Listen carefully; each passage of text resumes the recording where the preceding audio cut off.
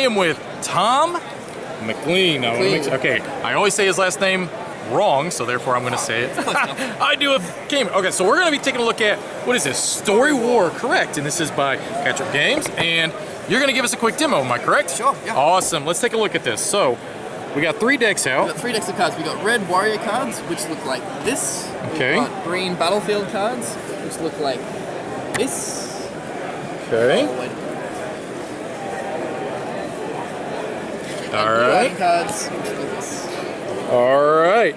Let's get this show rolling. What do we do here? So you'll notice that there's no numbers or icons. That's correct. Anywhere on the cards. Yep. It's just name, art, flavor text.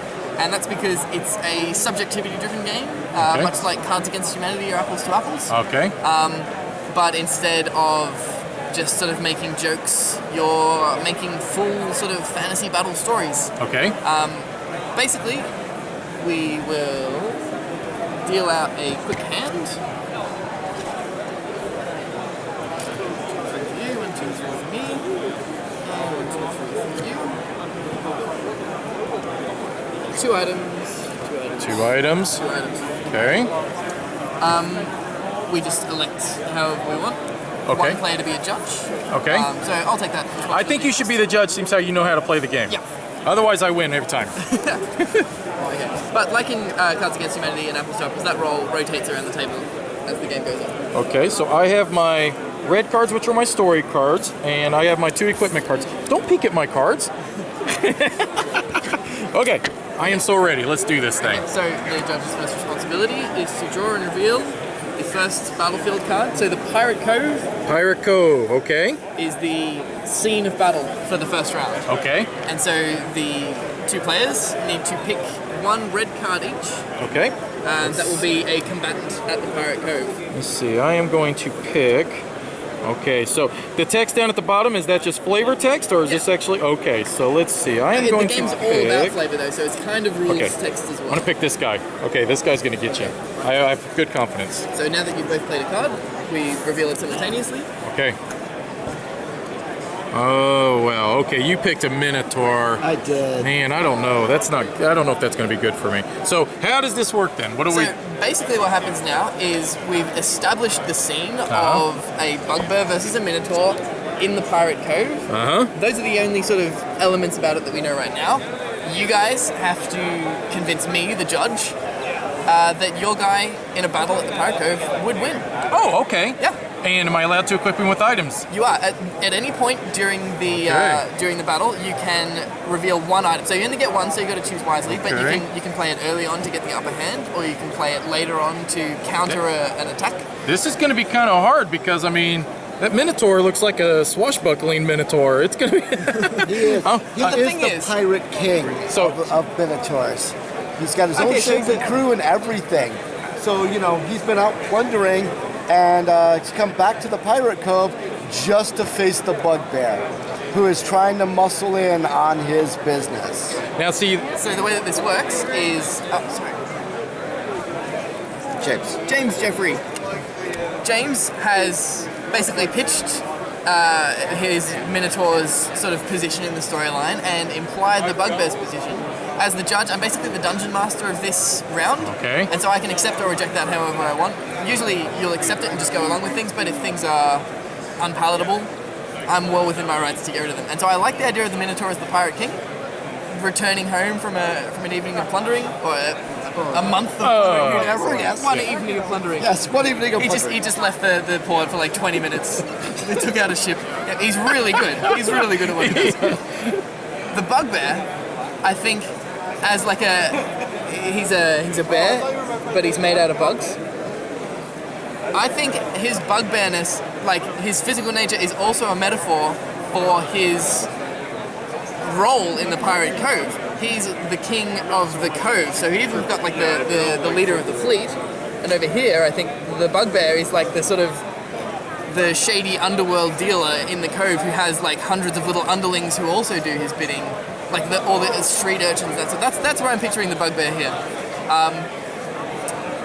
But I'm taking over your role a little bit. I want to hear what your... You are, and you know, what I was going to say was, I mean, he's talking about muscling in, but that's really not the case. What it is he has been doing a lot of nasty stuff here lately, and truthfully, the people at Pirate Cove are just pretty well sick of it.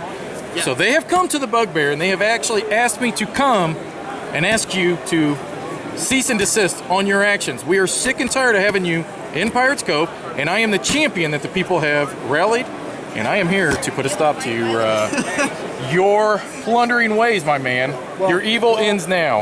I respect that position, and that that you have come to me honorably to express. It ain't honorably. I'm here to tell you. Oh, all right then.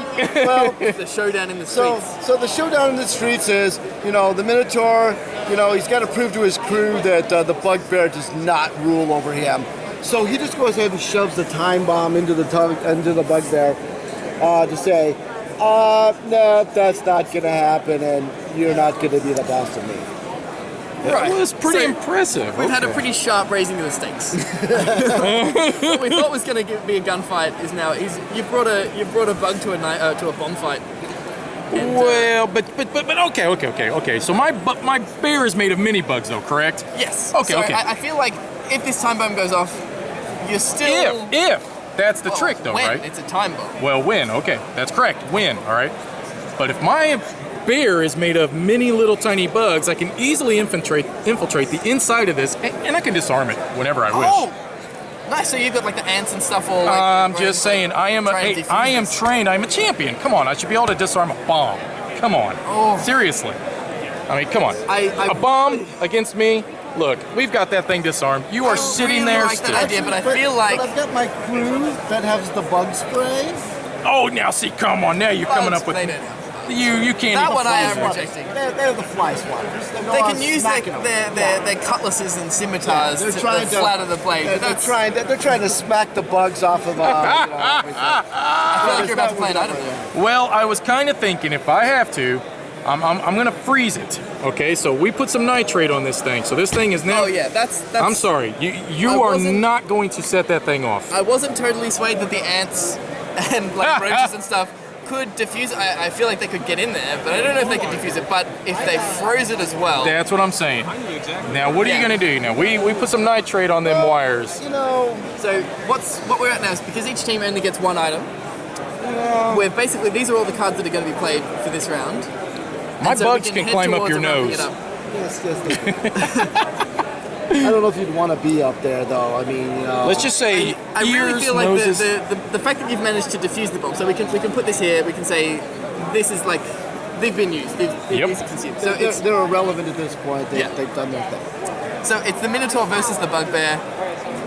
The Minotaur has his crew. The Bugbear has the townspeople. That's right. I feel like the crew would be slightly better than the townspeople at fighting. It's the Pirate Cove, so they're going to be pretty scrappy. Oh, damn. But I still feel like the crew's going to come out on top. A career of plundering. Yeah. I mean, as we established earlier, this guy only took 20 minutes this evening. But we are prepared. We are prepared. See, come on. I don't know. I feel like it's mercenaries versus civilians. It's I mean, it's not a moral Look, victory. you're not going to hurt my feelings. I You've done a agree. The terrible Minotaur thing here, should but I'm win. ruling in favor of the Minotaur. Awesome. So the Bugbear, he'll just go back and get some honey. Yeah. So that that was the is end of round one. basically the game then. Yes, You'll keep so doing this each turn. What happens is you would be the new judge Uh-huh. for the second round, and James and I would face off. Well, let's do one more with you and James facing off. Okay. And let's see how this could work. So we draw back up until we've got 3 and 2 Okay. cards. And Okay, so you've got and then we go to tell ahead. us where we're fighting. Flip a new location. All right. Oh, you guys are back in high school. Hey, you guys aren't in your underwear, I hope. All right. So you guys are back in high school, so there you go, man. Right. Pick out your warrior, and I hope you got, hopefully somebody's got a school teacher. I mean, or the principal. I got something really cool. We'll see how it works. Okay, well, let's see what we got here. All right. I got a zombie. I've got a unicorn. A zombie Well, and a you know, unicorn. In high Okay, school, well, everybody pretty much are zombies. They feel like that sometimes. So they won't really notice a flesh-eating zombie in high school. They'll notice a unicorn, but they really They'll won't notice the notice it. unicorn because this is a magical high school. This is a high school populated by magical characters, and the unicorn is basically the apex, like the meeting of. He's the pinnacle of. He is Yes. at once every good thing about like the popular high school jock, like athlete guy, because the unicorn has that athletic power, and also the beauty and popularity of the lead cheerleader in one. Ooh. This is a twofer high school So archetype. you are almost going now that this is kind of like he's the jock. I mean, he is like the valedictorian of this school. And possibly this guy's just a dude that's just maybe hanging around. He's a geek. But he's a geek, yes. And, you know, geeks shall inherit the earth because jocks never succeed. Well, geeks inherit the earth in college and beyond. But in high school, the jock inherits the earth. Especially if the jock has a sweet ride. I'm gonna be honest here. Look, this unicorn's getting the chicks, dude. You're gonna have to really come up with something strong. That unicorn is getting chicks, and I understand that the zombie I know won't get chicks or anything like that. I fully understand that, but he's getting straight A's. Well, look, straight A's ain't gonna win this battle. Straight A's ain't gonna win the battle, Maybe right? if you played a But wizard. I feel like the zombie is Hold on. like the nerdy guy who's also not doing it. I have a way around it. Okay. Okay, he gets straight A's, especially in you know, his wizarding studies and everything. Okay. And he actually you know, developed you know a philosopher's stone, and he's gonna transform your pumpkin chariot into A real chariot. a real chariot. Yes. No, pumpkin. Into a pumpkin. Just a pumpkin. It's just gonna be a pumpkin. So my ride. Your ride is now stuck on your horn. You know, so you got a pumpkin on your horn, and all of the high schools seen this because I took pictures and posted it everywhere, especially on social media. So you're the laughing stock of the high school. Okay, how are you gonna?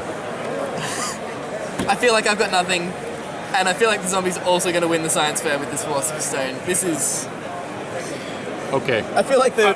One thing I gotta point out, we're talking high school here, right? Yes, we Okay, are. all right. Obviously, it's always a popularity contest, class president, all that stuff, right? I'm kind of wondering if this could have worked negatively against you by, I mean, if he's the jock and Mr. Popular and you did something negative to him, I think the school may rise up against you. I don't know. That could be a negative It effect. depends upon the high school, you know, and the students' profits. I Now, know that remember, we all this is stuck a- together. This is a mystical high school, you know, because we have unicorns and zombies and all that sort of thing. So he was trying to be super popular by having his pumpkin chariot and the sweet ride and all that, and the prom queen and everything. And he became the laughing stock when I transmuted his pumpkin chariot into a pumpkin. So, I mean, you know, he basically was lording it over everybody as far as I see it. You know, it's like, I'm super popular, I'm the cool kid on campus, and I basically just owned him. Well, and I can agree with that. But what I'm gonna say is that I think that he does definitely win because I watched Fast Times at Richmount High, and I remember when the jock got his car destroyed, and he took it out on the other team. Okay, now the reason you rallied, now that was humiliating for the jock. Okay, he had his car destroyed. Okay, so what did he do? Everybody rallied around him, supported the cause, and the whole high school. So I think that this would work as a negative thing. It should have been more subtle. Now, if this was a subtle attack, you made this obvious. You put it on social media. You made it to broadcast that I am the one who did this. If you'd have been more subtle about it, possibly the humiliation would have stuck. But I'm just also thinking a unicorn that can afford, a pumpkin chariot, goes out and buys a new pumpkin chariot.